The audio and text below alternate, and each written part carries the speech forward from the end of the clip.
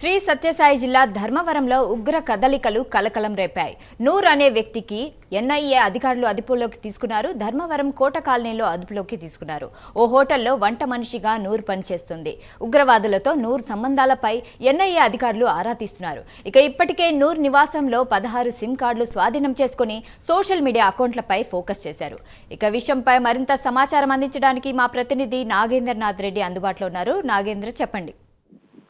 సాయిదా శ్రీ సత్యసాయి జిల్లా ధర్మవరం పట్టణం చెందినటువంటి లోన్కోట నూరు ఈ విషయంలో పోలీసులు, ఇంటెలిజెన్స్ పోలీసులు అతన్ని అదుపులోకి తీసుకోవడం జరిగింది. అంటే 16 సిమ్ కార్డులను కూడా అలాగే చేసుకోవడం జరిగింది. ఇక్కడ ఏం జరుగుతుందనే విషయాన్ని పాకిస్తాన్ లో ఉన్నటువంటి వాట్సాప్ గ్రూపులకి షేర్ చేస్తున్నాడనేసి సమాచారంతో వాళ్ళని తీసుకున్నాడు.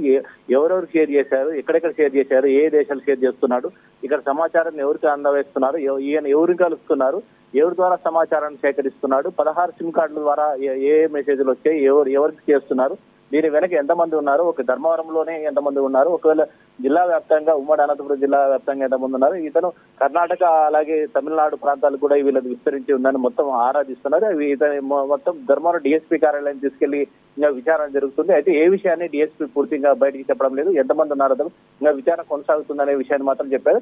ఎవరిని తీసుకున్నారనే విషయాన్ని కూడా వాళ్ళు అదుపులోకి తీసుకున్న విషయం కూడా చెప్పలేదు. ఇంకా జరుగుతుంది ఉగ్రవాద కదలికలకు సంబంధించిన మాత్రం ఓ మాట మాత్రం ఊరికే సూచప్రాయంగా చెప్పడం జరిగింది. మీడియా ఎదుటైతే ఆయన వెల్లడించడం లేదు ధర్మవరం డిఎస్పీ. అయితే ఇది ఏం దానిపైన పూర్తిగా సమాచారం వచ్చిన తర్వాత మీడియాకి వెల్లడిస్తామని చెప్పడం జరిగింది. Saida, thank you Nagendra.